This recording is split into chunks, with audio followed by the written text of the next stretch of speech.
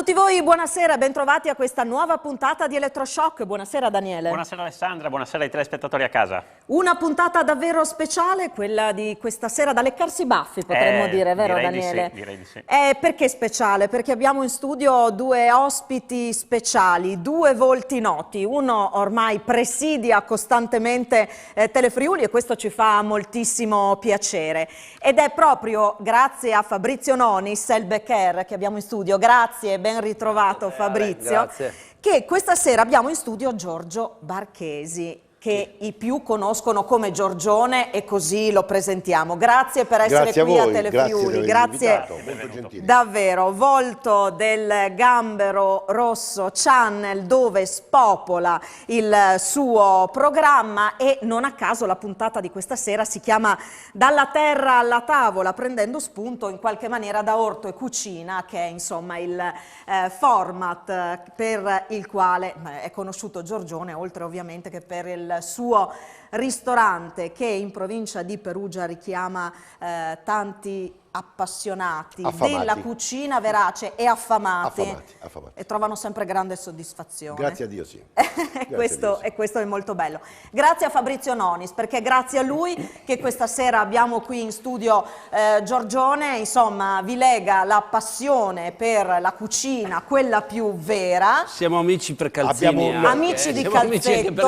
Lasciamo stare i calzetti. Però è stato sempre un piacere avere a che fare con lui, perché veramente tutte le volte con cui ho avuto a che fare, perché ne abbiamo avute altre cose da fare, è sempre stata una cosa buttata a caciara, capito? Senza copione, messa lì, raccontata. Lui ha sempre un po' di queste sue forme, i suoi giubbottelli, le sue cose. È un tipo un po' particolare. Non è così terribile, però comunque è particolare. Avere a che fare con lui poi alla fine è un divertimento, perché non abbiamo nessuna cosa, cioè non ci sommergiamo, ci piacciamo, abbiamo questo rapporto che va oltre ogni possibile immaginazione. Siamo amici veramente da parecchi anni. E quindi, da quanto vi conoscete? Ma penso che da quando... Da una decina d'anni, assolutamente. 9 anni tutti. Tutti quanti. E vi siete trovati in che cosa? Oltre, insomma... Credo al Vinitaly forse, Giorgio. La prima volta al Vinitaly. Io facevo lo scemo e anche tu. Sì, ma io perché probabilmente avevo bevuto, tu invece ancora lucido. Tu eri ancora lucido, io avevo un po' bevuto. Poi abbiamo fatto delle cose anche qui da queste parti, abbiamo fatto quella fiera anche. Certo, abbiamo fatte sia a Pordenone, adesso farà delle altre cose qui nel territorio. Insomma. La cosa bella sua, sapete che lui coinvolge la gente, lui ha proprio fame di territorio, coinvolge gli studi alberghieri, cerca di coinvolgere i ragazzi, cioè in questo devo dire che è ammirevole, non perché gli voglio bene più di tanto, ma insomma per queste cose è molto bravo. Sulla passione di nonni, insomma, possiamo mettere la mano sul fuoco. Poi ci piace mangiare, è una cosa terribile. Soprattutto, terribile. noi abbiamo un difetto, abbiamo entrambi una grande passione carnale. Si può dire. Può fare quella faccia. Siete preoccupati. Rimaniamo sul nostro. Allora, io direi di cominciare mostrando una piccola inchiestina che abbiamo fatto tra la gente a Udine, per parlare proprio di questo, del rapporto che sul territorio si ha con la cucina del territorio e con i prodotti del territorio. Partiamo da qui, poi insomma commentiamo insieme, raccontiamo qualcosa del rapporto tra cibo e territorio. Vediamo. Chi cucina in famiglia? Io? Mia moglie. Un po' io, un po' la mia compagna. Io. Ma in genere mia moglie. Vivendo solo mi occupo da me. Chi vuole che cucini? Abbia pazienza. Io? Io beh. Sulla sua tavola ci sono i piatti tipici friulani. Oddio, il frico non lo faccio. A me piace molto il minestrone. Li mangiamo soprattutto al ristorante. Non sempre, perché in genere i piatti tipici friulani sono abbastanza pengi. E certo, brovada sempre d'inverno. Cos'è provate? Ho tutte le ricette carniche. Anche apprezzo molto il vino, questo sì, che ho imparato a berlo, l'abbiamo imparato a bere qui in Friuli. Quando va a fare la spesa, chiede i prodotti al territorio?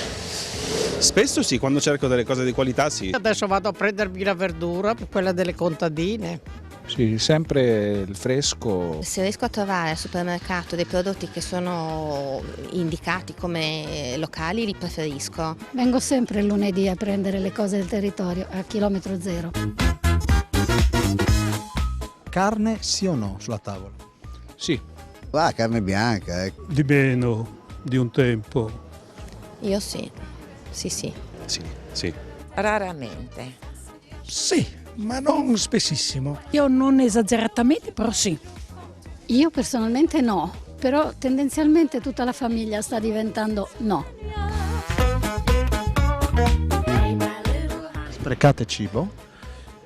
Purtroppo ogni tanto sì. Cerchiamo sempre di comprare quello che viene consumato. No, non si spreca nulla. Lo spreco cerco di combatterlo, ecco. Compriamo la quantità che ci serve. E compro il necessario. Io recupero tutto quello che posso, anzi vengono piatti buonissimi. Sulle tavole non si butta via niente. Cosa ne pensa di queste prime risposte degli udinesi? Innanzitutto c'è un attaccamento al territorio. Io dico sempre che io nel programma che faccio cerco di parlare sempre di areali, di territori, parlare poco di marchi ma magari di vitigni, di questa cosa che rispecchia un po' quello che è l'ambiente. E quello che vedo nella gente, perché il problema è questo, dove l'industria ha trasformato l'agricoltura in denaro, in realtà in Italia i posti e i luoghi dove ci sono ancora i prodotti, quelli veri, il prodotto inteso come roba da mangiare buona, esistono. Bisogna solo andarseli un po' a cercare. Allora loro andavano ai mercatini, magari quell'altro diceva, perché anche la grande distribuzione oggi è attenta, quella seria, è attenta anche al prodotto locale. Poi dopo c'è tutto l'altro discorso e non lo facciamo. Ma anche il discorso del riciclo. Io per esempio nel ristorante mio non c'è un menù alla carta. Vieni e mangi quello che dico io. E non solo mangio quello che dico io, ma vado su prenotazione, quindi io so per quanta gente devo cucinare e lo spreco è veramente minimo. Perché se si spreca nelle famiglie, nei ristoranti...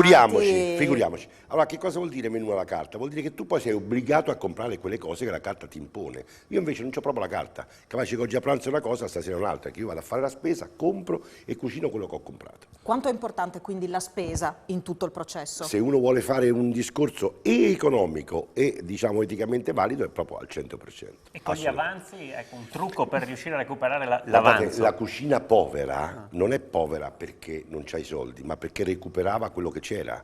Cioè quello che era in casa, per dire, io ho avuto uno stregista senese che è venuto in cucina e ha detto, dove vai con quel pane? Io ho i polli a casa. Prendevo il pane e lo portavo a casa. Dove vai col pane? Lo porto ai polli. Facciamoci la pappa col pomodoro. Io non l'avevo mai fatta. È vero che la pappa col pomodoro ogni 10 km la fanno in maniera diversa, però lui ce l'ha insegnato in una maniera talmente semplice. Oggi se io sugli antipasti non metto la pappa al pomodoro, il popolo mi sgrida. Fabrizio, anche per te i prodotti del territorio sono sempre stati importanti, anche da una bandiera da portare fuori dai confini regionali. Beh, ma sai, anche quando ad esempio ho l'occasione di trovarmi con Giorgio per le occasioni anche in cui girovaghiamo per l'Italia o per il mondo, tendo sempre a portare avanti i prodotti del mio territorio, ma per due motivi. Primo perché mi identificano, secondo perché questo è un territorio, il Friuli un po' più del Veneto, che ha dei grandi prodotti però non sono così famosi, ecco che allora hanno bisogno di essere esportati, portati fuori. Il fricco... Vanno raccontati. Vanno raccontati. Ma ci va un racconto un po' come lo è Giorgio, un po' come nel mio mondo della carne. E sono racconti veri, cioè quello che trasmettiamo non è una maschera oppure un palcoscenico diverso da quello che in realtà non lo siamo. Quando lui parla di uno spreco che non ha la carta, io lo capisco, difendo i macellai, ce ne sono rimasti pochi, bisogna andare dal macellaio e non comprare solo il filetto, bravo, devi sapere che devi comprare anche il fegato, lo stinco, la guancia. Dalla lingua alla coda. Dalla coda, tutto. Questo fa parte di quella deontologia, come tu dici, del non spreco. Perché poi tanti adesso va di moda, no? Attenti alla plastica, no waste, non sprecare. Però realmente come si fa? Perché poi bisogna quagliare le cose. Realmente vuol dire impegnarsi, andare in ristoranti come il suo, dove accetti un menù che ti dà lui perché vede una visione del non spreco, andare dal macellaio, ascoltare che consigli che diamo. Perché in effetti anche il Friuli Venezia Giulia insegna che è un territorio di non spreco. Il formai di Frant è un recupero perfetto dei formaggi che non andavano bene e venivano rimessi insieme. Ci sono degli esempi, la pittina, cioè ci sono degli esempi da paura, però dobbiamo... Da sempre è bravo, successo. bisogna riuscire a dirli, bisogna farli capire anche fuori dalla regione. Ma vedete c'è anche un discorso molto semplice, manca il tempo. Noi importiamo dall'Europa le pistole, che sono le cosce con i lombi, che fanno fettine e bistecche. Il quarto anteriore a bandiera, cioè quella parte anteriore della bestia con la pancia, non viene considerata pochissimo, perché sono tutte cotture lente. Tranne qualche piccola isola italiana, chi è che fa più i bolliti, chi fa più gli stracotti? Non esiste più. La gente fettine e bistecche. Mi raccomando, magre. Ma perché è la moda o perché chi perché non c'è il tempo. tendenza? Una mamma non prende più un pezzo di pane e ci fa burro e zucchero, olio e sale o ci sfracagna un pomodoro sopra. Prende la merendina. Costa 70 euro al chilo ed è piena d'alcol. Noi facciamo degli alcolizzati perché non abbiamo più il tempo di dargli quei sapori primari. Questi crescono con degli disertatori di disabilità che non riconoscono più niente. Mi veniva in mente un'altra cosa, oltre al tempo, è anche la questione della capacità di saper cucinare alcuni prodotti, alcune parti, ad esempio, che non si acquistano di carne perché non siamo più capaci di... Non abbiamo la voglia, perché guarda che proprio le cose più... Per dire una trippa, una lingua... È solo questione di tempo, perché tu metti lì, una lingua la fai bollire. Ora adesso non è che ci vuole da fare gli scienziati per bollire una lingua. Ma anche ci vuole un girello di spalla, un girello invece di spalla. del girello di coscia. Da noi si chiamava sbordone o addirittura... Cioè queste cose qui noi le usiamo quotidianamente. Io sull'antipasto metto la trippa, il lampredotto, i nervetti, la lingua, la testina, tutti quegli argomenti che hanno bisogno di tempo. Qual è la cottura più lunga? Beh, diciamo una coda, adesso ne facciamo anche tanta magari. Tu pensa che nella coda ci si mettono anche le guance. Sono i due muscoli che lavorano di più. Quella fa nicchete, quell'altra scodinzola, quindi è una carne che ha bisogno di tempo di cottura. Ci vanno le 5-6 ore. Ma ora voglio dire, una testina fatta bene, ce ne vogliono anche 8. Allora, se tu prendi un nervetto non prebollito, perché oggi si trovano anche prebolliti, te ci vogliono le 6-7 ore, se no non lo mangi. A Roma si chiamano gli scrocchiarelli perché quando si erano stufati di cuocerli li spegnevano e lo scrocchiavano, ma in realtà dovrebbero essere più morbidi. No? Ci fermiamo, facciamo una brevissima pausa per la pubblicità, poi di nuovo insieme.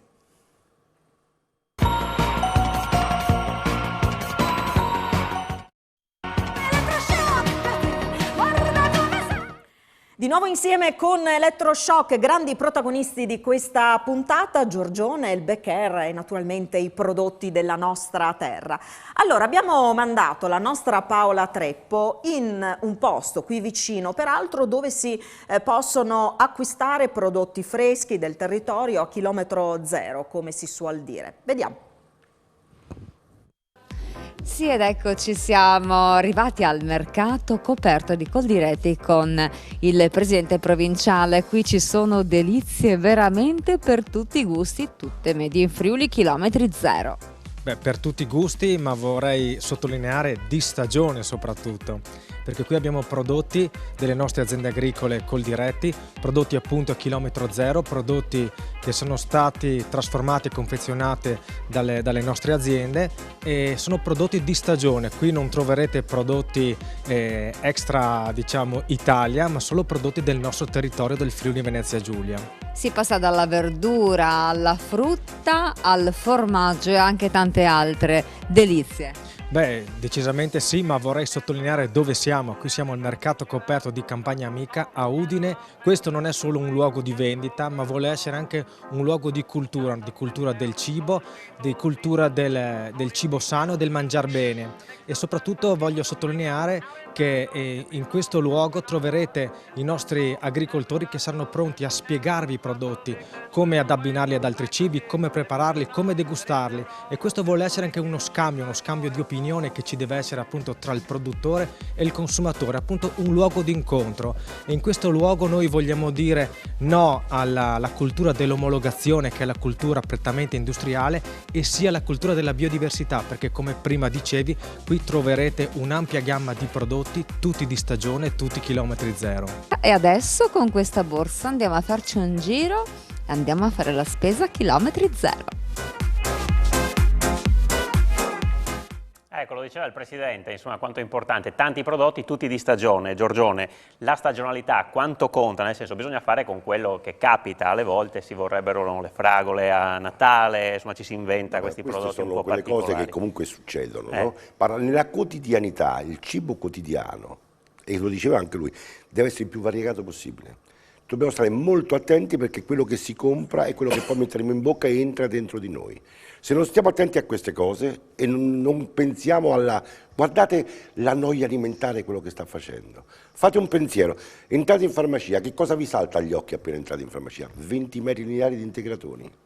Hai sudato? Prendi questo. Hai fatto una corsetta? Prendi quell'altro. Sei depresso? Prendi quello. Sei stanco? Prendi quella. Mangia tutto, che non ti serve niente.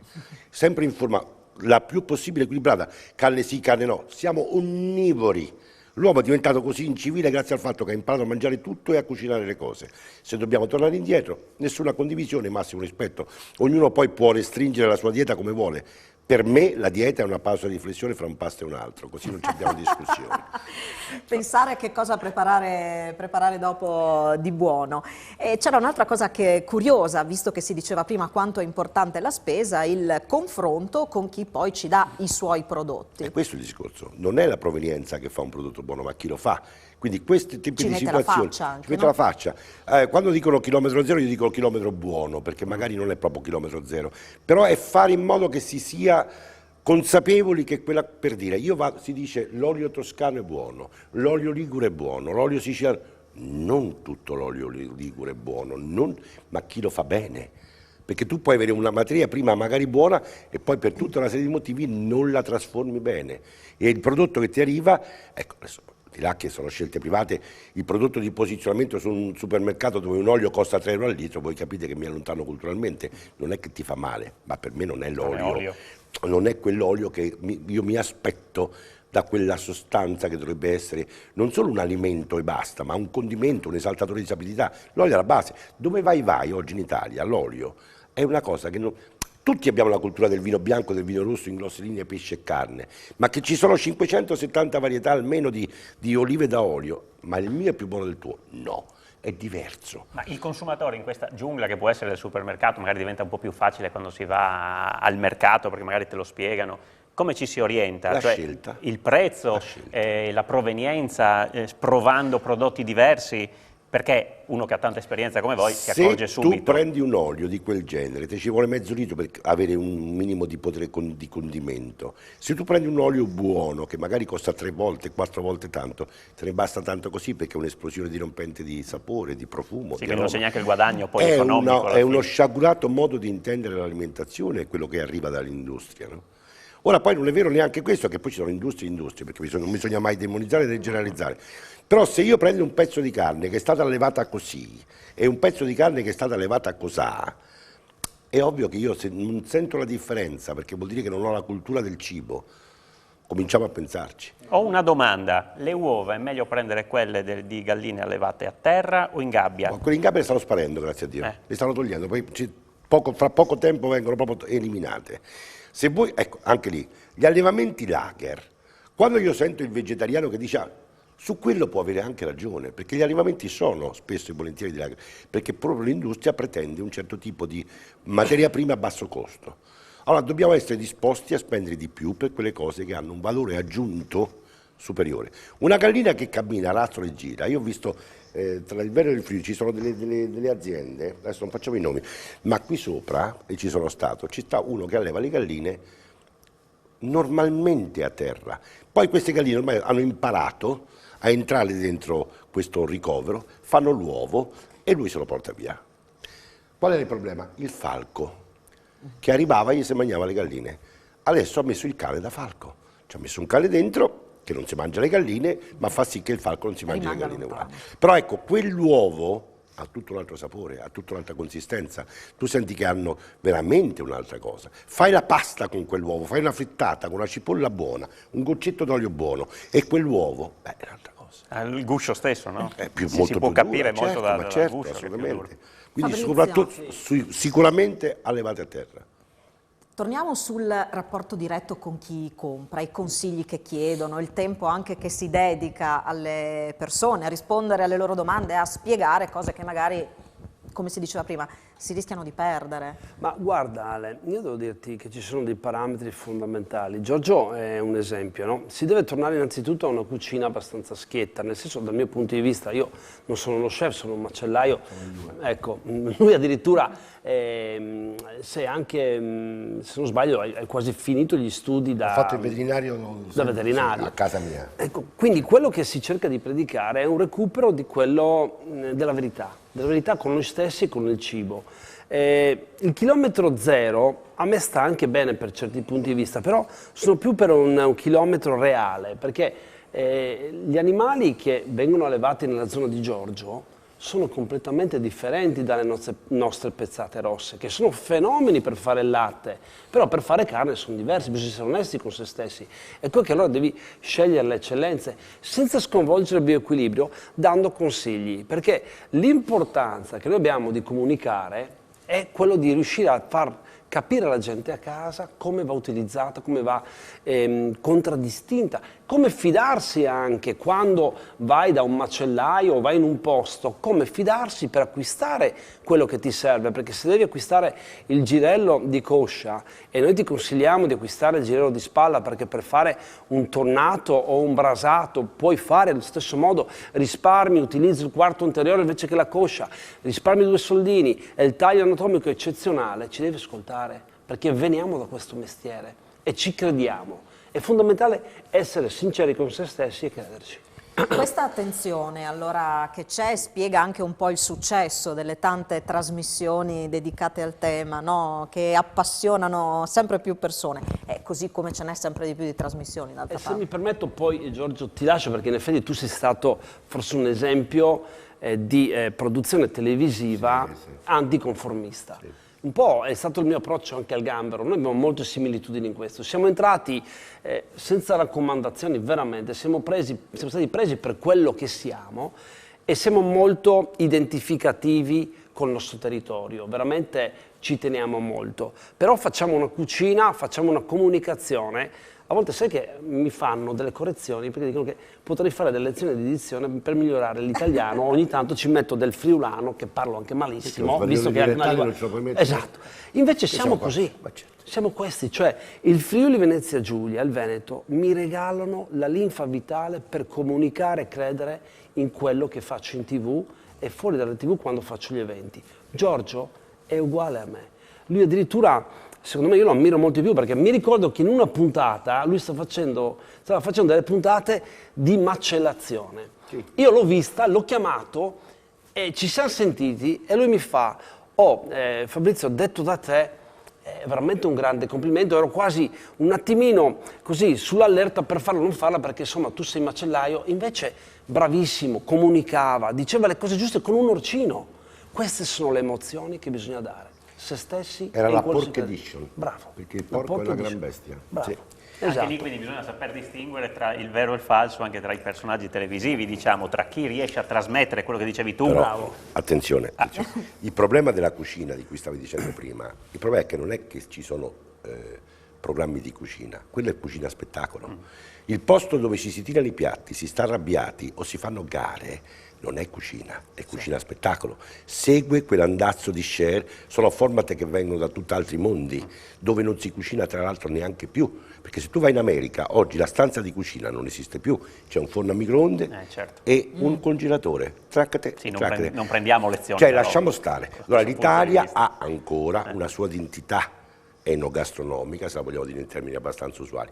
Però voglio dire, quando tu cucini, in realtà trasformi. La cucina è anche convivialità. Oggi purtroppo quando si pranza, quando si cucina, sta acceso uno schermo, non si parla più. Il rapporto bocca-mente non esiste più. La bocca, oltre che essere quella da cui entra il cibo, escono anche le parole. Dice, ma che ci sei amico, che ci hai mangiato insieme? Perché quando siamo a tavola si è più nudacchi, si è un po' più noi stessi. Lasciamo stare i posti dove ci sono le tovaglie d'organza, la poseta d'argento, dove stare composto. Ma nella quotidianità del tutti i giorni, quel tavolo una volta, era il tavolo dove le donne cucinavano, arrivavano i mariti dai campi e ci si mangiava sopra, si stava insieme. Tavola vuol dire anche convivialità oltre che cucina. Sì, ecco, si sono persi un po' questi meccanismi di aggancio fra quello che era quello che dovevamo mangiare e quello che poi si mangiava tutti insieme e si parlava. Anche per i ragazzi non c'è più il confronto generazionale. Allora ci fermiamo un attimo per la pubblicità, poi torniamo perché voglio anche parlare di passione in cucina. Io voglio fare prima ancora un'altra domanda, voglio sapere come si mangia al suo ristorante, non per fargli pubblicità, ma per capire se ci sono le posate d'argento sulle sue tavole. Ce lo facciamo raccontare. Ce lo facciamo raccontare tra poco.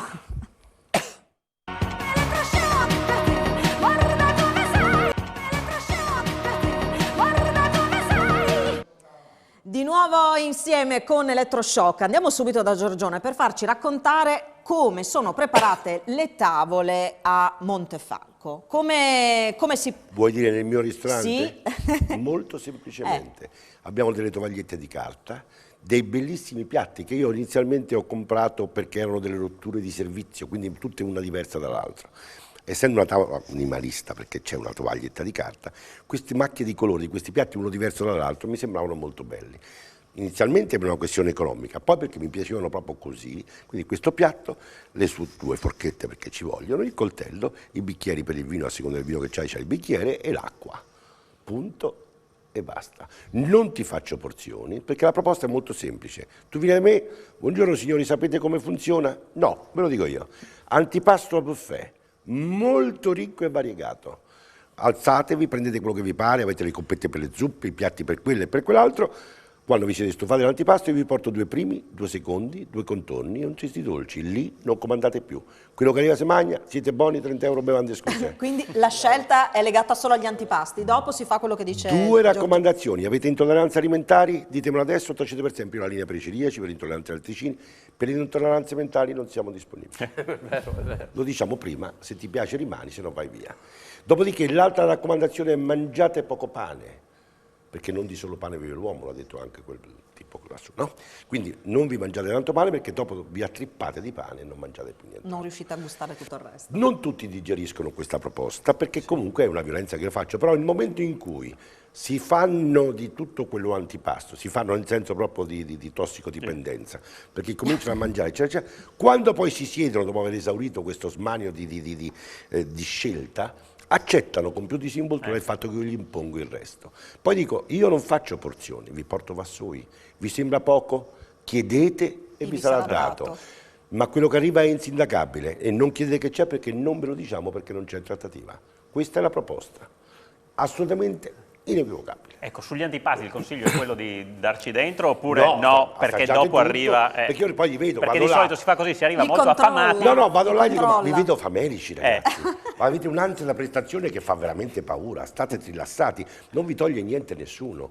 Poi la cosa strana, lardo, prosciutto grasso, schifezze varie, se mangiano tutto. Se vanno dal salumiere a chiedere un prosciutto come quello, mi mai tolga lo il grasso. Ora, una bestia che ha quel grasso è costata 10 volte di più della bestia magra.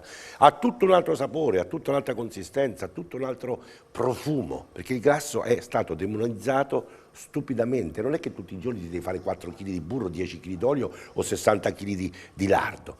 Ma io preferisco fare un battuto di lardo con tutti gli aromi piuttosto che il glutammato monosodico, che è un'esaltatura di sapidità non naturale. Mi sembra di capire che oltre a stare in televisione rimane sempre il tempo per stare nel ristorante. Io ci sono sempre.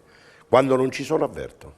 Io il venerdì e la domenica comunque ci sono. Poi quando sto in giro, o perché questo individuo abietto mi porta in giro, o perché vado con il gambero, o perché faccio altre cose, se qualcuno chiama, Giorgione non c'è. Si può mangiare, ma Giorgione non vi controlla. Guarda Ale, devo dirti delle cose. Quando ci incontriamo per lavoro, al di là dell'amicizia che abbiamo, è successo a degli eventi che abbiamo fatto con il gambero, devo dire che i piatti di Giorgio, l'ultima volta fra l'altro li ha fatti con Vito, sono sempre stati dei piatti schietti, straordinariamente avvolgenti, coinvolgenti e abbondanti. Semplici. Cioè, esatto, non ti dà l'idea di essere in ballo lì fra il rifriffo e il rifraff. Ragazzi, si mangia. Però voglio dire, attenzione, ci deve essere un concetto molto semplice. Io non sono uno chef, nel senso che la mia era una famiglia borghese, noi avevamo una casa dove si cucinava molto, bene, avevamo la fortuna di avere un'azienda agricola vicino a Roma per cui la roba arrivava buona, e noi 6 figli mangiavamo, eravamo molto ospitali. I miei genitori avevano casa aperta. 6 figli vuol dire che chiunque poteva invitare qualcuno a pranzo. Era la cuoca che diceva guarda che tuo fratello ne ha invitati 2, quell'altro ne ha invitati 3, quell'altro ne ha invitati 4, per oggi basta, se non si mangia, oppure non c'entriamo. Però voglio dire, il cibo è sempre stato molto importante. In tutto questo discorso, che cosa esce fuori? Che quando io poi ho cominciato a fare questo mestiere, che chi avrebbe detto, se io 14 anni fa avessi dovuto pensare alla mia vita oggi com'è, non l'avrei mai immaginata, perché io facevo tutte altre cose. Quando sono entrato dentro un ristorante che stava andando male, dai ragazzi che stavano lasciando tutto per aria, mi si è accesa proprio la lampadina del matto. Sono entrato dentro e ho detto, questa cosa bellissima, facciamo, vediamo, proviamo. Mia moglie a lavare i piatti, un'altra signora si è messa a lavare i piatti, una signora che aveva avuto difficoltà era venuta a vivere con noi e gli avevo detto: te la senti di aprire questa cosa con me? Trucibaldona un po' romana, un po' di carattere, come si può dire. Dice: no, io che ne so, io devo mangiare al massimo 8 persone. Dico: abbiamo 64 posti, 8 per 8 quanto fa? Facciamo qualcosa che sappiamo fare, quindi cucinavamo io e lei prima. Quando era tutto pronto io scendevo giù in sala e quando portavo la cosiddetta comanda non erano 10 primi diversi, il tavolo da 10, i primi per 10. Lei cucinava la pasta, c'aveva i due sughi pronti, spaldellava e portava fuori. Che opinione ha invece dell'alta cucina, quella diciamo dei grandi chef? È E se mai le è proposta. capitato magari di confrontarsi con questi, Ma di certo sentirsi che sì, ma certo che sì. magari sminuito oppure No, rafforzato abbiamo dei da colleghi questo? anche che fanno. Voglio certo, dire, uno perché è come- un altro mondo. Un amico come Igor Scorelli, perché mi è amico ed è secondo me uno dei più bravi che ci sono in giro. Lui ha fatto una volta, che abbiamo assaggiato delle cose fatte da lui, un risotto al gelato di parmigiano reggiano e tartufo bianco. Boom! Ma chi cappero è capace a farlo? Ma Pascucci anche. Ma Pascucci con il pesce, un gatto grandissimo. Cioè dove vai, tu vedi che tutte queste persone che hanno tutta un'altra cultura rispetto alla mia, ed è una questione proprio di cultura, ma anche di percorso. Loro hanno fatto un percorso dove la loro vita era alla ricerca di questa unione magari di questo e di quello, della presentazione di un piatto, perché un piatto, diciamo, mi ha dato 2 cagatelline, ho speso 300, non è vero. Cioè tu, un piatto di quel genere ha alle spalle uno studio e un costo che è 50 volte quello che propongo io. Perché comunque è un'altra storia, è un'altra proposta. Calcisticamente parlare di un portiere e di un centravanti, sono due ruoli che si mettono insieme. Che servono tutti e due. Cioè, un portiere è un po' più bravo a parare anche con le mani, un centravanti è un po' più bravo a calciare con i piedi. Ah, in questo senso io pensavo che dicessi che erano... No, non mi intendo di calcio, quindi... Fra l'altro dovete sapere una cosa, questo lo devo dire perché è vero che qui siamo a Udine, quindi forza udinese, però io sono anche un grande amico di Ranocchia e Ranocchia gioca nell'Inter, io sono interista e mi ha mandato proprio a dire che, insomma, Giorgio, lui ti guarda sempre, ti ammira e non vede l'ora di venirti incontrare. E fra l'altro tra poco l'Inter arriva anche a Udine, quindi ci vediamo tra poco. Sì, lo so che tu di calcio, lui di calcio. C'è capricci peggiori, voglio dire. Sei un po' romanista tu. Io, sono nato a Roma, sono nato a Piazza del Popolo, voglio dire che potevo essere di qua accanto alla razza. Però non me ne importa, veramente giuro, non me ne importa. Però al di là del pallone, qualsiasi colore sia, io e te abbiamo una cosa di certo che ci unisce. Non mi guardare così. Passioni carnali. Assolutamente quello, sì. Assolutamente Guardate, sì. il cibo è una soddisfazione. Io se mangio male vado giù di carattere, mi arrabbio. Io ho avuto anche inviti di persone che, come si dice, braccetto corto, dopo essere stati 50 volte a pranzo da me o a cena da me, che fa piacere ospitare, quando non avevo il ristorante a casa mia era veramente un disastro. Ci invitano perché loro poi alla fine, noi eravamo i primi del mio gruppo a esserci sposati, abbastanza giovani, quindi poi dopo 4-5 anni che noi stavamo in campagna ci venivano a trovare tutti qua, taccate, arrivano e ci invitano e dice: adesso vi possiamo invitare noi e ti facciamo il pesce perché da te mangiamo sempre la carne. Un pranzo allucinante, tutto molto ben vestito e adesso il pesce. Mi tira fuori una pirofila di una bellezza incredibile con dentro dei filetti di soia rimanda già panati, infornati e ivi lasciati rinseccolire. Ivi lasciati rinseccolire così. Ora perché mi devi invitare per farmi arrabbiare?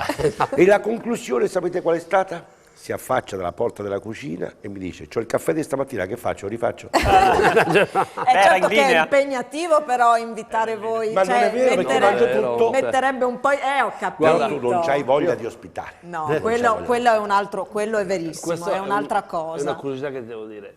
Ci sono delle volte in cui vado così a salutare i miei, no? Che hanno una certa età, quindi mia mamma è la mia maestra, è stata una delle mie maestre nel così introdurmi nel mondo della cucina della carne. È successo ultimamente qualche volta che cucina qualcosa, io arrivo, saluto e assaggio e vedi che lei mi guarda e mi dice: ma chissà cosa dire. Sta per no, arrivare perché il giudizio. Magari è troppo salato. Ho detto: mamma, sei quella che mi ha insegnato a mangiare, esatto, e mi chiedi adesso, perché in effetti c'è questa cosa del ruolo televisivo. Certo, che dice, per tornare al discorso di prima. Sono quelli che comunque fanno questo mestiere. Ora, fare questo mestiere non vuol dire avere la spocchia di dire o no, o giudicare sempre comunque, perché qui sta diventando veramente un gioco al massacro. L'ansia da prestazione. Non è che stava a fare rivoluzione francese, stava a cucinare. Buoni, calmi, tranquilli, sereni, perché altrimenti diventa veramente un gioco al massacro. Tutta questa schiettezza in televisione è accettata? C'è qualcuno che mi vuole bene, qualcuno che mi vuole male. Allora, vero è che io ho una frangia di detrattori che sono appunto tutti questi anni che girano, perché posso capirlo, io allevo i miei animali, ma quando è ora gli taglio il collo e me li mangio. Quindi, essendo diretto in questa manifestazione, non prendendo in giro nessuno, c'è una frangia di persone che questo discorso non lo accetta. Una discussione che ebbi con la signora, dico: signora, mi fa molto più paura la sua violenza nei miei confronti che quella che io non avrò nel pollo che mi mangerò domani. Infatti... Perché diventa veramente una cosa da parossismo. Cioè, io ho paura a volte di incontrare le persone che mi vengono addosso con cattiveria. Io non sono cattivo con nessuno. I miei animali, quando campano, e campano bene, che sono liberi a casa mia, vanno benissimo. Dice: si può rimanere. Certo, sono nati per quello. Li ho allevati per quello. E sono buonissimi. Mia figlia, 5 anni, nascono dei paperini. Papà, guarda quanto sono carini questi. Dico: ma te lo immagini grande al forno con le patate? Voglio la coscia. Già aveva capito tutto subito. Ma io ho coniato il discorso della morte nobile, no? Quando a un animale diamo una morte nobile deve essere nobilizzata in cucina, poi, nel senso utilizzata al 100%. Quindi anche questo è un messaggio che dobbiamo dare. Il non spreco, assolutamente. Il non spreco, certo, capisci? Certo. È un po' come anche Ale. A volte io l'ho sempre detto, ho più soddisfazione, ad esempio, nel mio nickname di Becker, che finalmente... Il nickname Becker. Macellaio. Nickname che vuol dire? Nickname, vabbè, se sono un po' canadese di origine, ogni tanto mi scappa qualche parola inglese. Soprannome, vabbè, dai. Okay. No, per sapere. È una soddisfazione, una delle più grandi soddisfazioni che io ho è stato portare il termine Becker, che è un termine veneto-friulano, a identificarmi, perché tutti dicono adesso quello, che vuol dire macellaio in lingua veneta-friulana, perché la lingua friulana è una lingua, il veneto invece è un dialetto, però è un macellaio e arriva da quella parte.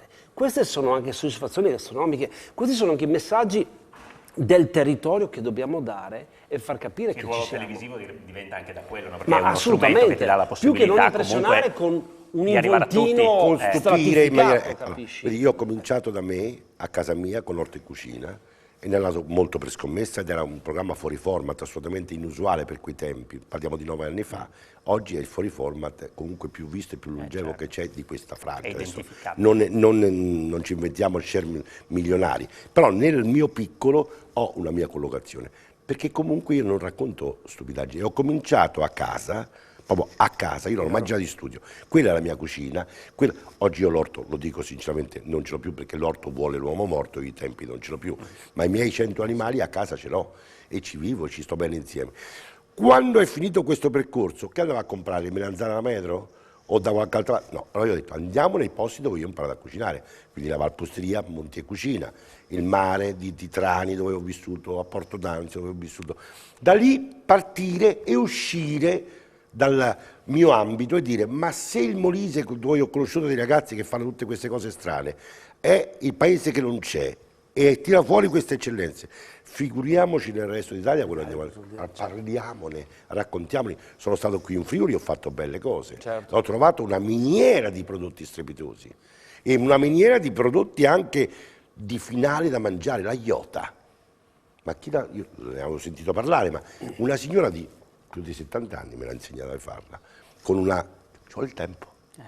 Ci vuole il tempo. E la materia buona. Credo che il tempo sia arrivato. Ecco, il tempo infatti è finito. Allora time's up. Dobbiamo andare in pubblicità tra poco. No, ma voi fatemi uno sguardaccio, no?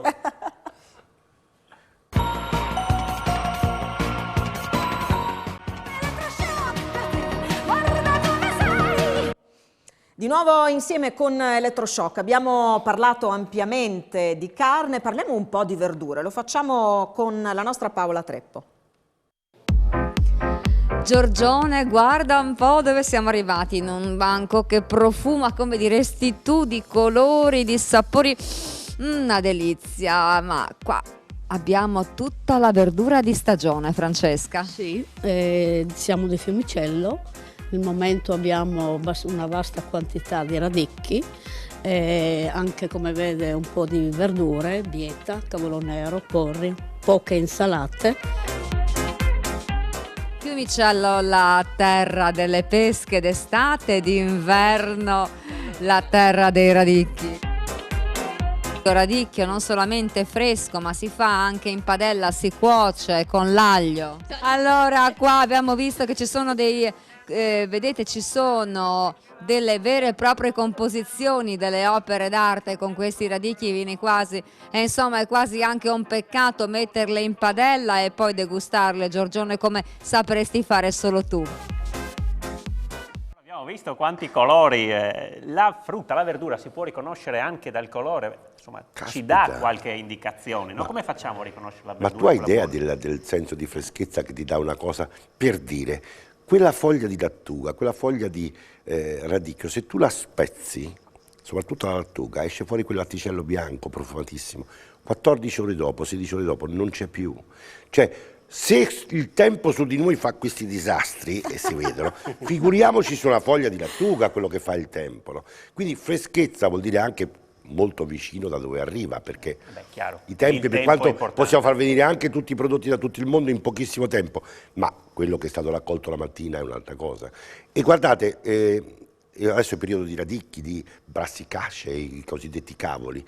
Io lavoro moltissimo queste cose anche in cucina e da noi c'è questo rispetto per questa materia prima. Piccolo inciso, togliamo l'acqua dalle verdure, non cuciniamo più nell'acqua le verdure, perché roviniamo tutto. Se voi entrate in una casa dove si cucinano i cavoli, sentite in giro per casa l'odore del cavolo. No signori, deve stare lì, perché se sta lì non sta più lì. E quindi voi prendete il cavolo, lo tagliate, lo fate a pezzetti, ci mettete un goccetto di olio, un'acciughina, un beccaglio, quello che vi pare. Chiudete e lasciate il tempo. Il tempo è quello che fa la differenza fra un prodotto buono e un prodotto meno buono. La cicoria nell'acqua, blu blu blu blu blu blu blu blu. Poi la tiriamo su, la strizziamo, la mettiamo lì e forse la ripassiamo. Mangiamo solo fibra, perché tutta la fascia aromatica, che all'inizio è termolabile e poi idrosolubile, se ne va. Dice è andato via l'amaro e allora mangiate gli spinaci, perché la cicoria è amara. Rispettare il cibo come materia prima vuol dire anche saperlo cucinare, ma senza essere bravi, ma rispettosi. Spesso le tradizioni sono vecchie abitudini malandate, dettate spesso dai soldi.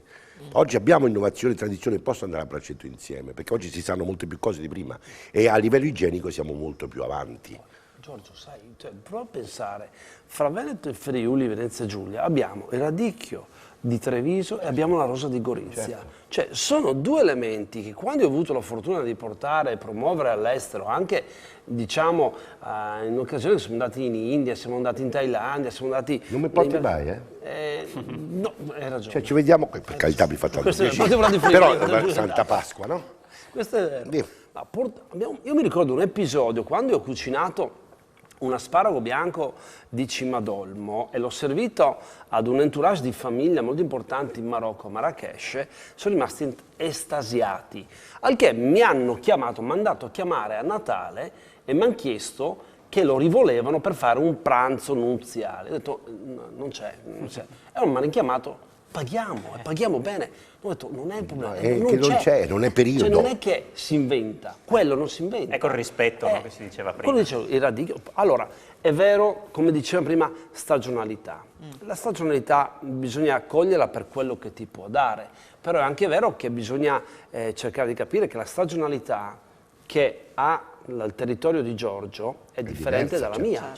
Quindi l'Italia è tanto lunga. Esatto.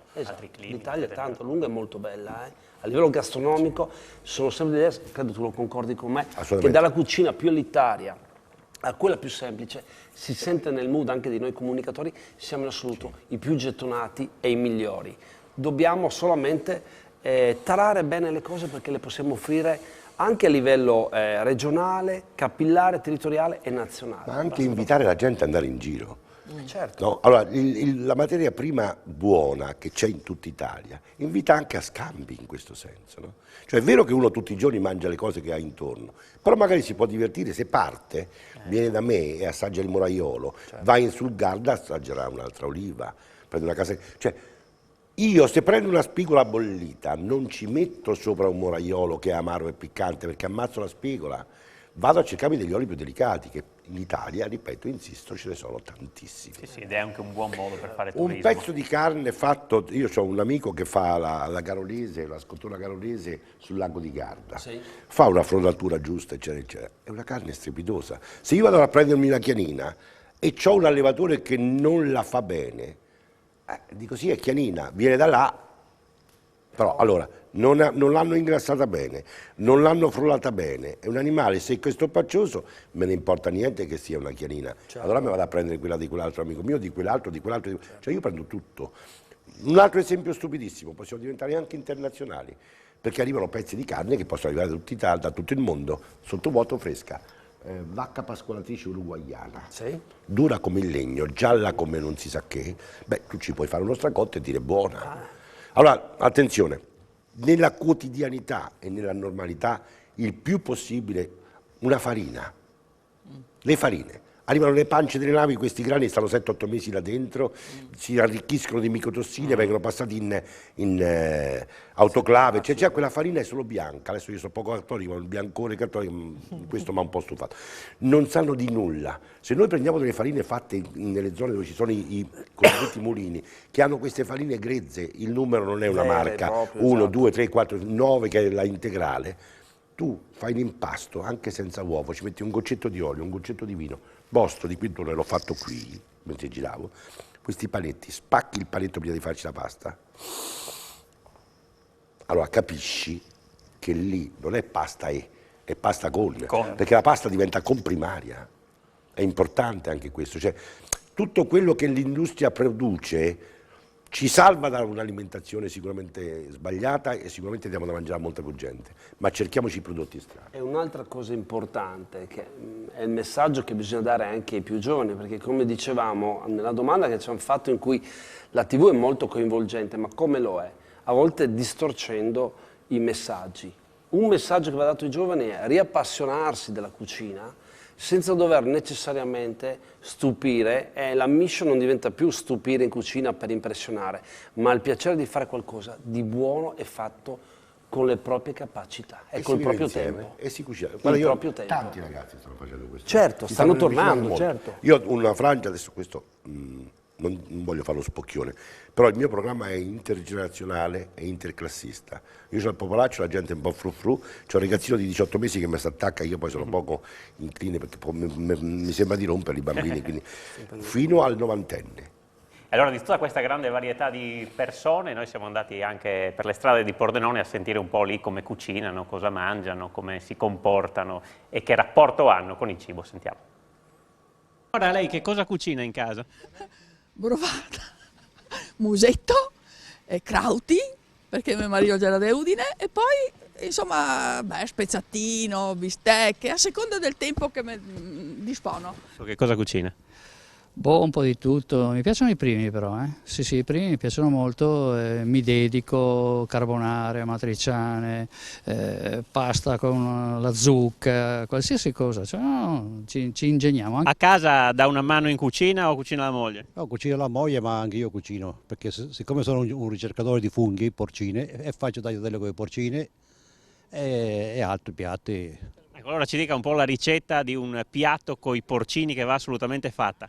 I porcini un po' in padella con dei pomodorini ciliegino e basta, olio senza panna, che a me la panna non mi piace. Ecco, così. E con le tagliatelle vengono speciali. E quali sono i piatti che vanno per la mangiare in casa vostra? Diciamo che noi siamo molto bravi a scongelare, quindi per lo più carni, pesce.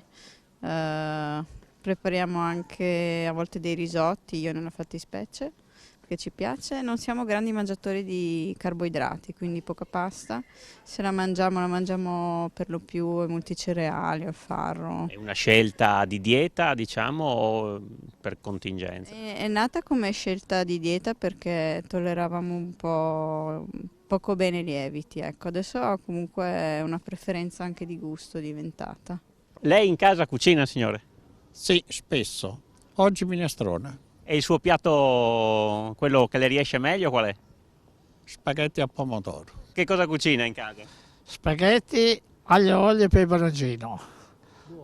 Pollo E poi se è da fare altre robe, faccio anche altre robe, non mi faccio dei problemi.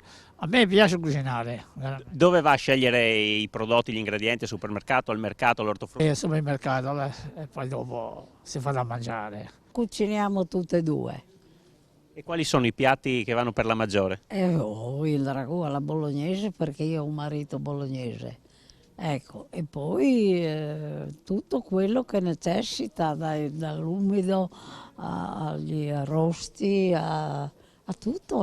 Il suo piatto, quello che gli riesce proprio meglio, qual è? Io sono friulana, quindi frigo in tutti i modi, ma mi arrangio abbastanza in tutto, perché avendo 90 anni posso dire di aver cucinato abbastanza. La spesa che fate, la tarate su misura rispetto a quello che mangiate, nel senso ci sono cose che dovete buttare? No, io posso buttare dei soldi, ma non posso buttare del pane.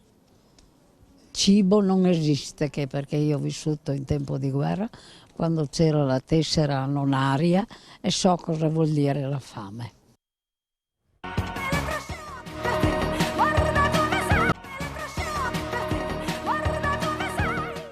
Eccoci nuovamente in studio con Elettroshock, rimaniamo pochissimo in studio, usciamo di nuovo con la nostra Paola Treppo, vediamo per quali proposte, poi naturalmente rientriamo qui in studio. E adesso aspettiamo un attimo prima di andare a vedere qualcosa di buono da mangiare e ci portiamo in un'altra area del mercato coperto dove si può invece bere qualcosa. E assaggiamo che cosa? Buongiorno. Adesso assaggiamo uno chardonnay spumante.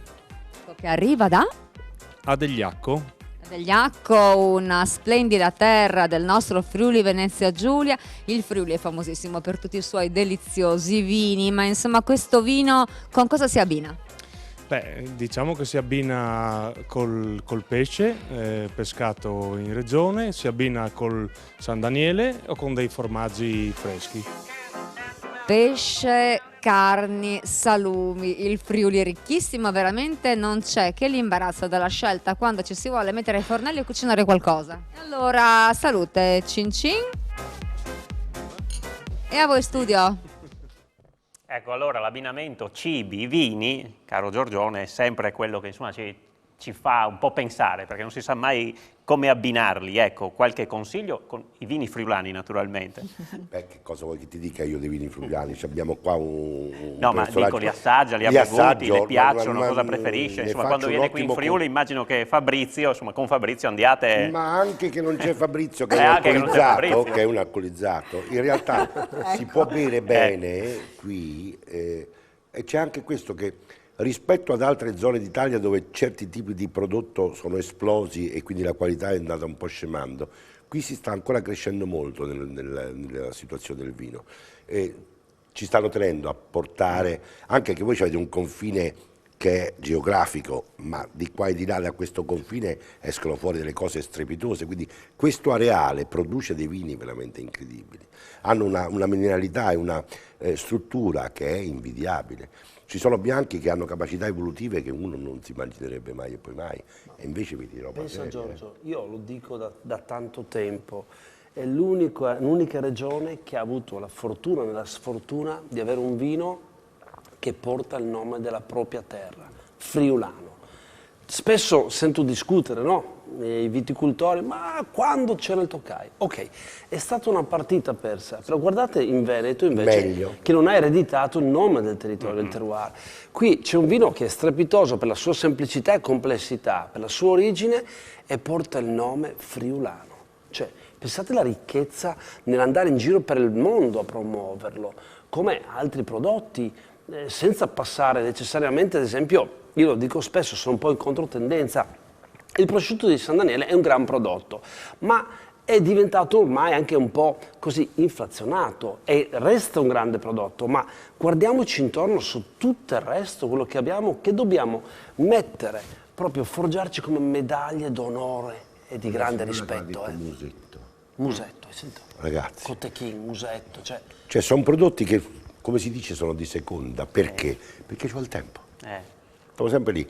Allora poi tu mangi un musetto e ci metti questo friulano vicino, che tu dici, ma ti pulisce la bocca ugualmente. Certo. Ha certo. una sapidità quel vino che è incredibile. Ma Sì, sì. Giorgio, Il il raboso da peduncolo rosso. Vogliamo andare su quelle eccellenze ancora più. Capisci? Più Qui ne abbiamo dei vini abbiamo da anche ragionare. rossi, quindi sia in Veneto che in Friuli, Venezia Giulia.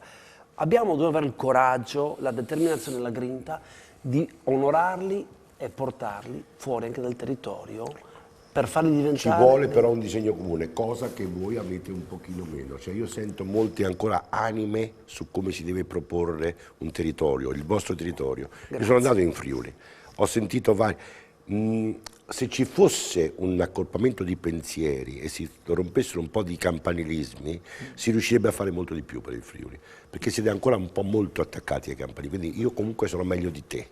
Non parliamo di tutti, ma parliamo solo di singoli e non ci si fa così. Altre regioni italiane hanno questo identico problema, io le sto girando tutte, ma siamo riusciti a girare a Friuli grazie alle amicizie, perché se no non ci si veniva a girare in Friuli, perché se io parlo di qualche cosa tutti vorrebbero parlare di quel marchio, di quella cosa là. Invece quella cosa là sono tante cose, sono anime magari della stessa cosa e vanno raccontate tutte alla gente, che la gente deve arrivare poi lì. Se noi facciamo promozione di territorio perché invitiamo la gente ad andarci. Allora questa gente deve trovare una proposta comune, altrimenti ci si perde a brandelli. Devo dare atto che senza entrare in nessuna tipologia di politichese, però finalmente è arrivato anche un marchio del Friuli DOC, del prodotto del Friuli DOC, che così racchiude un insieme di peculiarità straordinarie, però non basta, bisogna portarle anche fuori e farle conoscere fuori, perché, vi ripeto, la Toscana, l'Umbria, sono state delle regioni che hanno goduto di un grandissimo turismo, diciamo, di ridondanza, a causa di una grande spinta enogastronomica e anche territoriale. Noi non siamo di meno, però dobbiamo lavorarci, perché spesso siamo autoreferenziali. C'è dei posti meravigliosi. Certo. A vedere lì, nella zona del Carso, siamo andati sottoterra a vedere le cose, fuori terra, i panorami, Rilke che fa le passeggiate lì e quell'altro che fa quello. È l'unica regione, Giorgio, che c'è una cultura che non finisce mai. L'unica regione italiana dove si allevano i salmoni. Il Timavo tira fuori i salmoni, che sono una cosa strepitosa.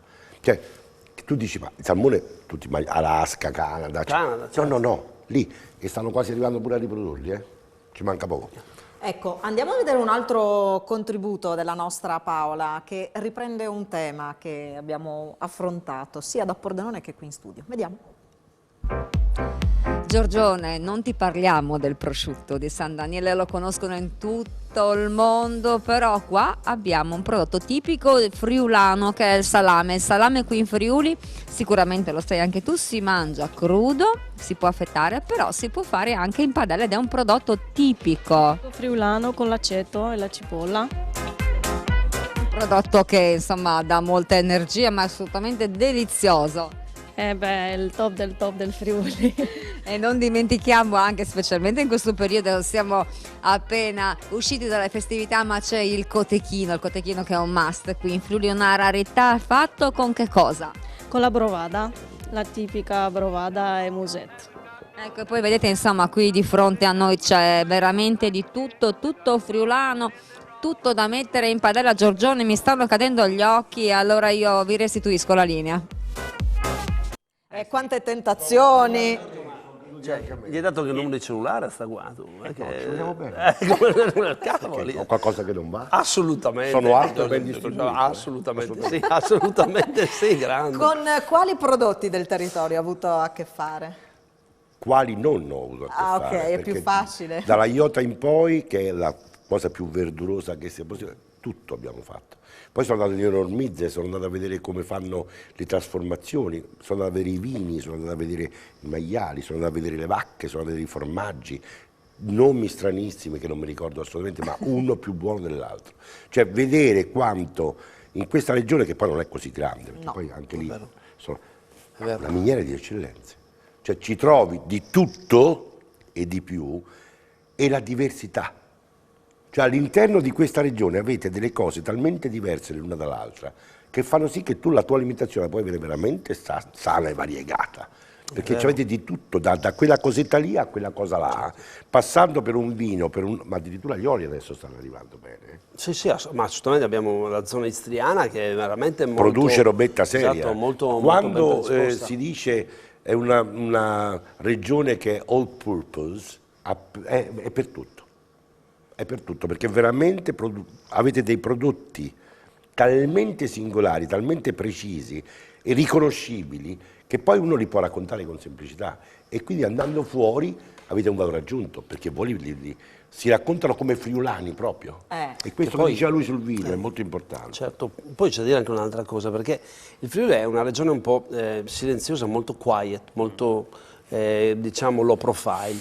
Bisogna cominciare invece a non viverla come, diciamo, una tutela delle proprie radici e quant'altro, perché in un mondo ormai multiglobal, davvero senza frontiere, tu bisogna... puoi tutelare raccontandola. Certo, assolutamente, sono d'accordo. Perché Infatti detto che non la dobbiamo è quello che io dico, cioè... Parliamone, Io raccontiamo storie di questa zona qui. Quella parte di mio padre, perché mio papà è friulano, che mi porta a raccontare il mio territorio, per quanto io sia di confine pordenonese o della bassa friulana, lo porta a raccontare con grande entusiasmo e con grande convinzione, come la mia parte anche veneta. Perché con grande sincerità viene da aggiungere, perché non bisogna mai dire stupidaggini, per essere la gente se ne credibili. accorge poi ormai. Poi se tu racconti stupidaggini dopo poi c'è fuori, Ed è anche successo che, ma questo anche in lui, se c'è qualcosa che non è buono va detto. Purtroppo questo mi ha creato, ma credo anche a te, qualche nemico, qualche antipatia anche un po' profonda, ma le cose le dico, anche se non funzionano, perché vanno dette. Non fa niente, va detto. Per migliorarci. Va detto.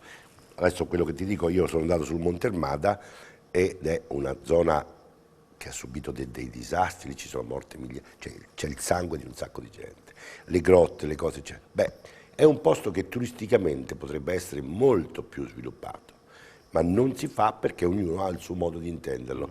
Allora, strada sì, strada no, adesso non entro nel merito, ma se tu fai una pista ciclabile e arrivi lassù, devi creare comunque una cosa per cui la gente poi dopo si beve una cosina o va a far pipì. Voglio dire, se no diventa un non sviluppo nel rispetto estremo delle parti, e qui io non entro ancora nel merito, ma ci devono essere delle strutture di accoglienza, altrimenti non si accoglie nessuno. Quello rimane lì, è bellissimo, io ci sono andato, mi sono fatto anche una dieta scarpinata, che è bellissimo farla, ma quando stai lassù con la lingua di fuori, dopo ti sei fermato lì, hai visto, hai goduto, ma non hai fatto tessuto, non hai fatto legame. Lì perché non ci potrebbe essere un chioschetto di legno fatto carino, nascosto in mezzo, dove mi danno quel prodotto di lì, quel goccetto di vino di là, che mi rinfranca e mi dice non solo quanto è bello questo posto, ma quanto è buono questo posto, e poi magari non vado a comprare quella cosa lì. Noi però qui abbiamo una cosa, abbiamo un sentiero ciclabile che dalle Alpi, proprio dalla Carnia, dal Tarvisiano, scende, arriva fino al mare, dall'Austria, quindi questa è stata fatta una cosa molto bella anche per chi... Quando vai in Trentino non ci stanno le piste ciclabili che partono da di qua di là, in Umbria ci stava arrivando, dappertutto. Ma è nel particolare, nello sviluppo del particolare. All'interno del percorso che bravo, però... esattamente, i cosiddetti link, no? Che noi ecco, non ci sono i link. E questo è grave perché voi avete degli spazi e dei territori, dei panorami, delle cose che pochissimi conoscono, e che se si potesse parlare un pochino di più, e che uno su 100 va là e lo racconta, diventano 1000 in un attimo, perché chi lo vede assorbe questa bellezza e la racconta con una tale veemenza che l'altro ci va per forza. Ecco, e che questo venga detto da chi del Friuli viene come ospite, insomma, che ha avuto modo di conoscerlo, di assaporarlo. Gente ospitalissima, attenzione, io non mi sono sentito mai straniero in casa da altri, come si dice, ma i pensieri delle varie anime di ogni persona che ho frequentato erano veramente molto molto lontani. C'è da fare. C'è da fare. C'è da fare, ci pare di capire insomma che la materia prima c'è assolutamente da tutti i punti di vista, e credo che questa riflessione sia insomma un interessante spunto sul quale ragionare. E un'altra considerazione, Daniele, è che saper raccontare insomma fa la differenza. Non è da tutti. Credo che appunto in questo Giorgio e Fabrizio abbiamo anche il narratore fa la differenza. Assolutamente sì. Abbiamo un bel potere di affabulazione. Super George. Perché fai queste cose? Allora, ci fermiamo. Ultima pausa per la pubblicità e ancora qualche minuto da trascorrere, divertendoci, ma facendo evidentemente anche delle profonde riflessioni con i nostri ospiti. A tra poco.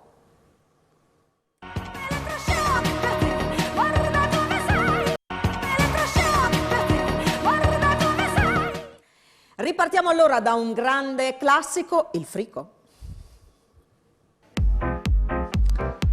Allora, lo vedete questo gigantesco formaggio Bourguignon, latte crudo trivignano udinese, un formaggio del nostro Friuli.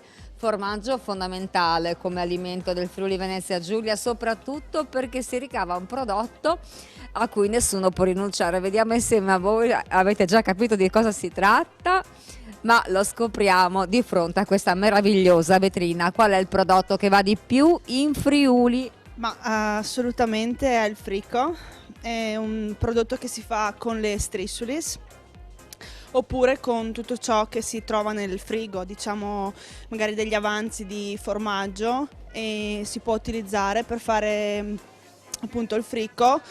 È un prodotto che piace tanto a noi friulani. Ecco, infatti il fricco in origine era fatto con gli scarti del formaggio, un po' come succedeva insomma nelle periodi poveri della carestia. Oggi invece è diventato un piatto da leccarsi i baffi, e ci si aggiunge anche o la cipolla oppure anche le patate. Sì, cipolla, patate, oppure anche si può variare ci si può aggiungere lo speck o i funghi. Cioè si dà libertà insomma ai gusti di ogni persona, ecco. Allora buon appetito con il frico, un piatto che sia invernale ma che noi friulani, Giorgione, mangiamo in tutti i mesi dell'anno. Non c'è temperatura che tenga lontani dal frico. Giorgione, col frico, guarda, come siamo? Siamo sempre lì, ogni 10 km lo fanno in maniera diversa, sì. Ognuno se la inventa come vuole.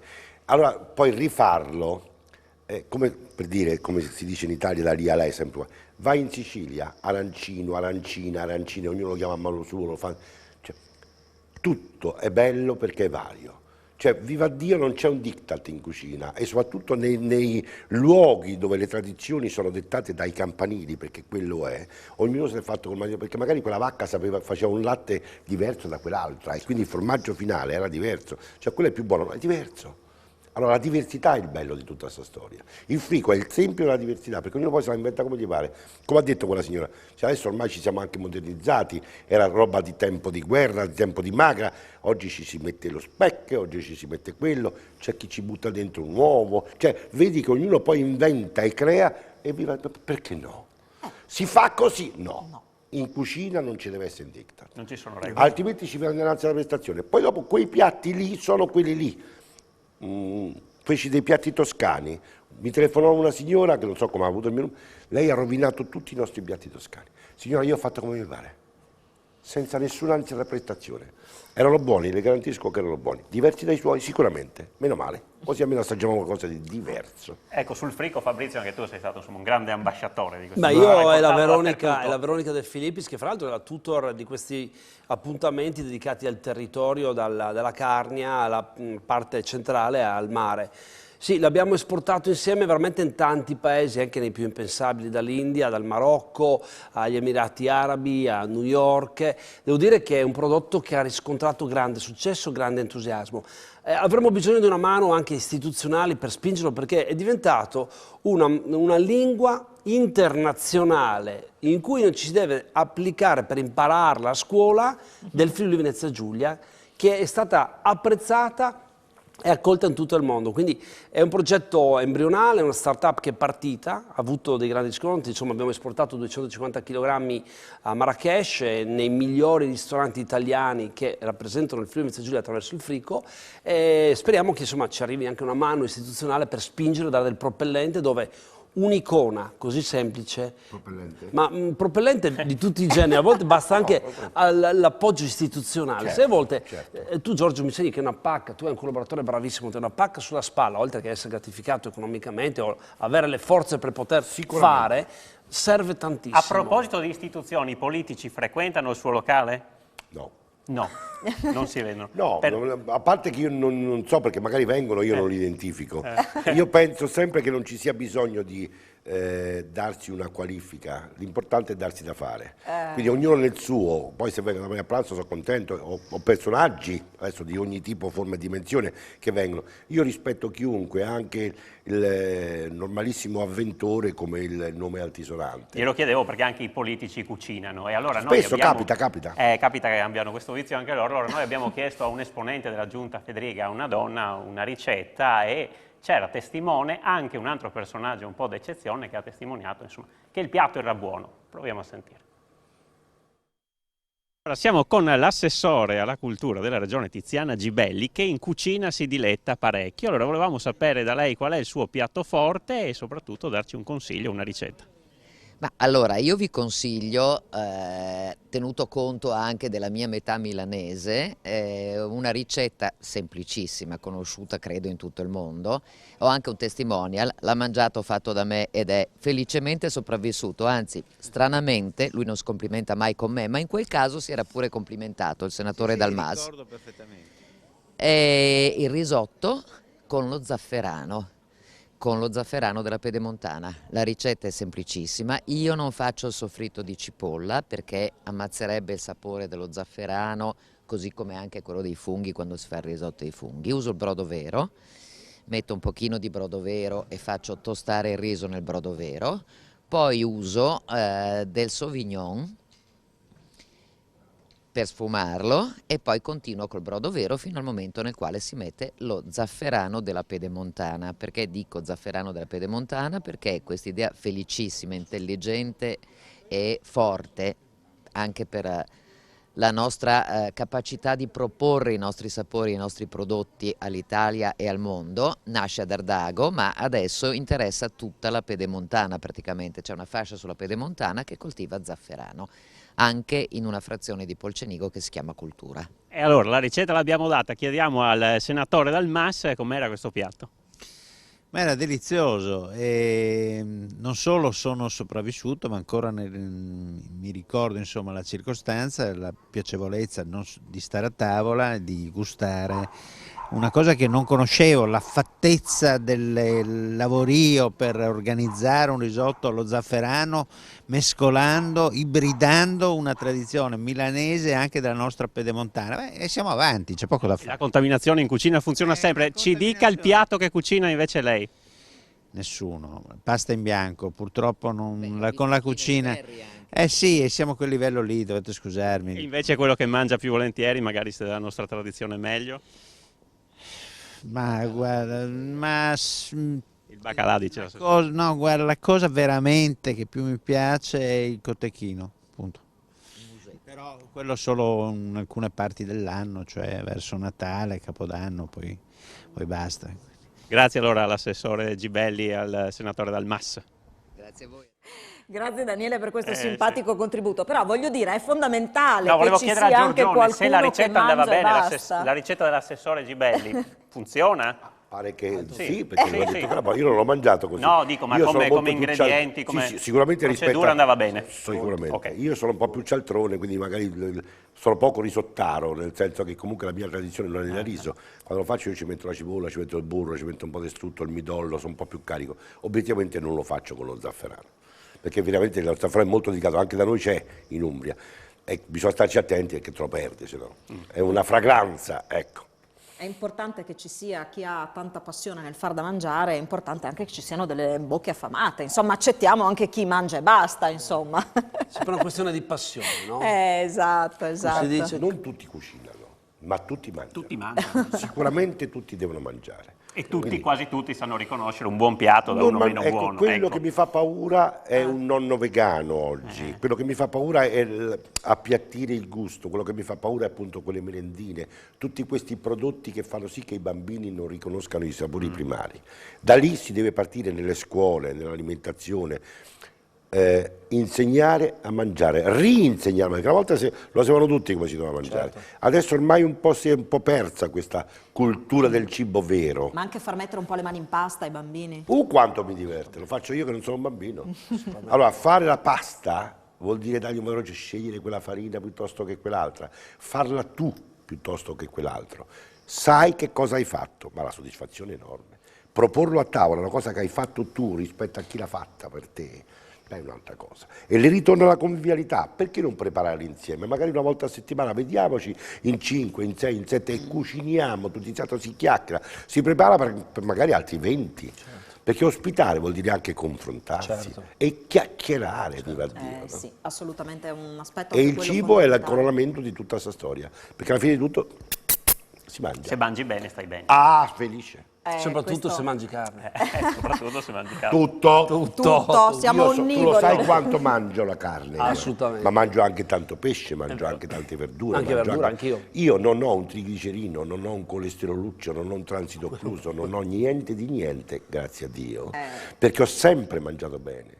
Forse troppo, infatti pesavo un po' troppo, ma anche a 180 kg, quanti ne pesavo, non avevo nessuna controindicazione purtroppo, perché continuavo a mangiare. Ecco, allora, visto che siamo arrivati alla fine di questa puntata, io farei unire la nostra Paola Treppo che ci ha portato in giro e insomma l'abbiamo fatta tornare in studio e rientra adesso con la sua borsa della spesa piena di verdure. Buonasera telespettatori, buonasera ai nostri ospiti. Abbiamo proprio qui dal mercato contadina un omaggio per il nostro Giorgione. Questa cosa qua. Guarda se c'è un salame, un No, È nascosto sotto. Non hai idea, questa roba qua diventa... Questo è quasi un bouquet, Giorgione. È un bouquet, ma ti volevo dire, guarda questa bieta colorata, io l'ho fatta questa qui.